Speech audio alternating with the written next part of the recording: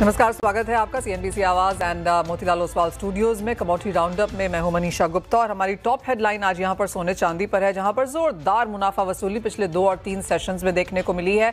आज एक्चुअली तीसरा ऐसा दिन है जब लगातार हमने यहां पर गिरावट बनते हुए देखी है।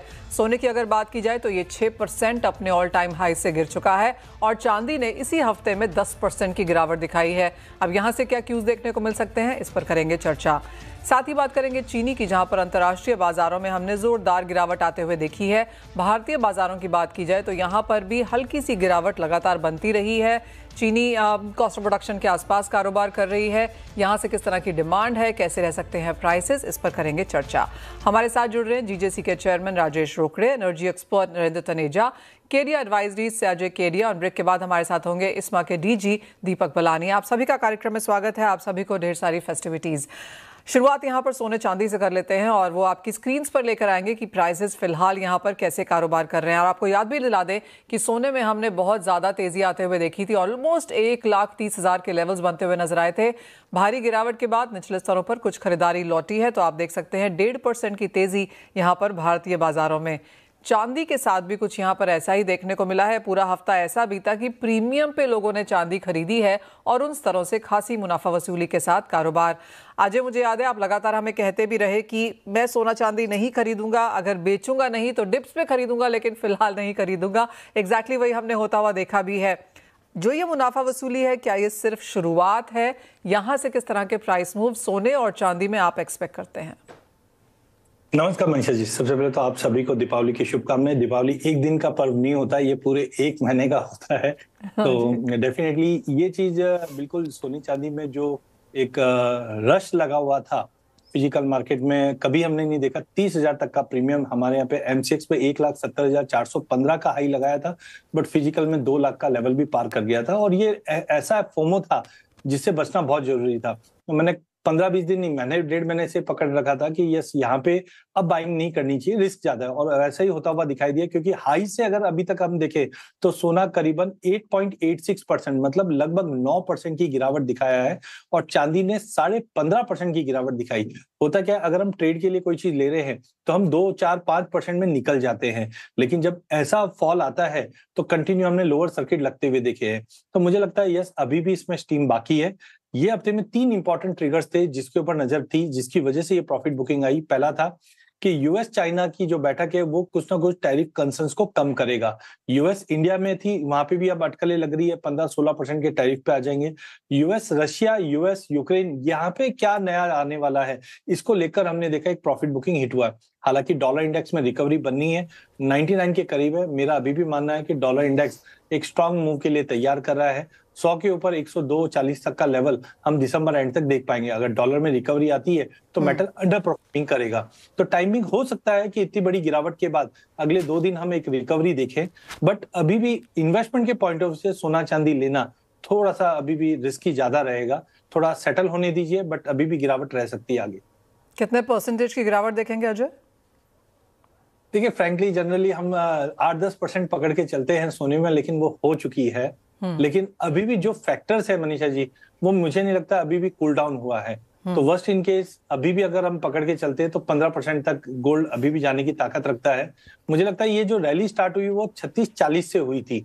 तो अगर बेस्ट केस भी अगर मैं पकड़ के चलूं तो आई थिंक एक 38-40 तक का एक फेयर प्राइस आना चाहिए गोल्ड के केस में। जबकि चांदी चंचल है और चांदी में हमने मूवमेंट भी बहुत रैपिड देखा है। तो यहाँ पे मुझे लगता है टेक्निकली मार्केट एक बार तो 4750 के आसपास का सपोर्ट दिखाई दे रहा है, बट आई थिंक 4320 से 4350 तक के भी लेवल हम देख पाएंगे। But that will take another couple of month. Slow and steady market move करेगा, बट अभी भी मतलब ये मत पकड़िए कि 10% का करेक्शन आ गया तो अभी हमें ले लेना चाहिए। रिटर्न्स के लिए अभी भी ये सेफ नहीं है, वॉलेटिलिटी एक्सट्रीम रहेगी। ऑलराइट, तो क्लियरली अच्छी खासी मुनाफा वसूली 8-10% की आ चुकी है, शायद कुछ और भी आ सकती है राजेश जी। लेकिन ये हफ्ता आपके हिसाब से कैसा रहा? धनतेरस, दिवाली पे अच्छी खासी खरीदारी देखने को मिली है। एज ऑलवेज हमने दिल्ली में, कोचिन में, बॉम्बे जवेरी बाजार में सभी जगह लाइनें लगती हुई देखी, यहाँ पर लोग खरीदना चाहते थे। बिल्कुल फिजिकल मार्केट बिल्कुल गुलजार रहा है, और जिस तरीके के रेट के कारण सपोर्ट मिला है, वो उस वजह से जो लोग इसमें नहीं भी आ रहे थे वो भी रेट के कारण अट्रैक्ट हो रहे थे, और फिजिकल मार्केट में जबरदस्त इस बार व्यापार हुआ है। हाँ, मैं ये 3 दिन से मैं देख रहा हूँ कि करेक्शंस आ रहे हैं, और ये एक्सपेक्टेड था। ये एक तरह से करेक्शन नहीं बोलूँ, मतलब लोग इसे क्रैश बोल रहे हैं, ये क्रैश नहीं, ये करेक्शन है।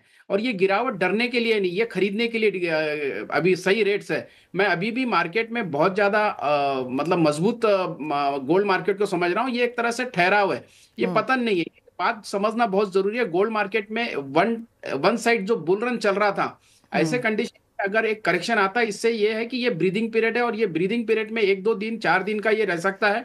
उससे ज्यादा मुझे लगता नहीं है कि लॉन्ग रन के लिए ये रेट नीचे रहेंगे। लेकिन एक आश्चर्य की बात बताता हूं कि अगस्त महीने में हम लोग फिजिकल मार्केट में इंडिया में ही 1,01,000 का रेट हमें बहुत ज्यादा लगता था। बाद में सितंबर में हमने 1,13,000 1,14,000 में सोना बेचा, तो वो बहुत महंगा लगता था। और 1,30,000 होने के बाद आज 1,23,000 हमें एकदम से सस्ता लगने लग गया है। कहीं ना कहीं ये है कि ये अभी भी उतना रेट टूटा नहीं है जितना लोग मतलब सोच रहे हैं। 9% भले ही ठीक है, 10% का करेक्ट नॉर्मली है। जिस तरीके से $1,000 पिछले 6 महीने में बढ़ा है, तो उसके सामने $300-400 का करेक्शन कोई बड़ी बात नहीं। लेकिन एक खास बात मार्केट में कि जब गोल्ड बढ़ता है ना, तब उसके तरफ और अट्रैक्शन होता है, और जब गोल्ड गिरता है तो उसमें अट्रैक्शन और बढ़ जाता है, क्योंकि जो लोग चूक जाते हैं खरीदने के लिए, उनके लिए एक गोल्डन अपॉर्चुनिटी मिल जाती है, और इस रेट में वो खरीदने के लिए उन्हें एक ये अपॉर्चुनिटी बहुत फायदे का सौदा पड़ जाता है। और जिस तरीके से फेस्टिव सीजन होने के बाद अभी वेडिंग सीजन स्टार्ट हुआ है, तो मुझे लगता है कि वेडिंग सीजन के लिए एक ज्यादा दिन रहने वाला ये रेट है ही नहीं। इसलिए जल्द से जल्द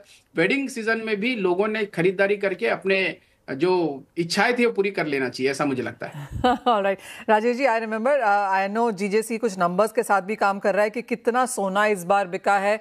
आप क्या हमारे साथ वो टनेज या फिर वो कितना, किस तरह की वैल्यू वॉल्यूम यहाँ पर हुई है, शेयर कर पाएंगे?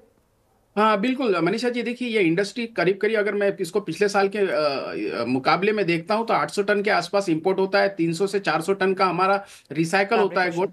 करीब 1200 टन की इंडस्ट्री है, उसमें से 200 से 250 टन हमारा एक्सपोर्ट अगर छोड़ दिया जाए, तो 1000 टन 950 टन हमारी पूरी इंडस्ट्री डोमेस्टिक कंजम्पशन है। अगर मैं इसे मंथ वाइज मंथ देखता हूँ, तो करीब 990 टन 80 टन के बीच में हर महीने एक सेल होता है। और पर्टिकुलर मैं ये दिवाली के पीरियड में देखता हूँ, और धनतेरस के दिन अगर हमारा सेल, हम लोग इसे कंसीडर करते हैं कि जो नॉर्मली से जो सेल किसी एक ज्वेलर्स के यहाँ होता है, उससे 10 टाइम सेल उस दिन के लिए होता है।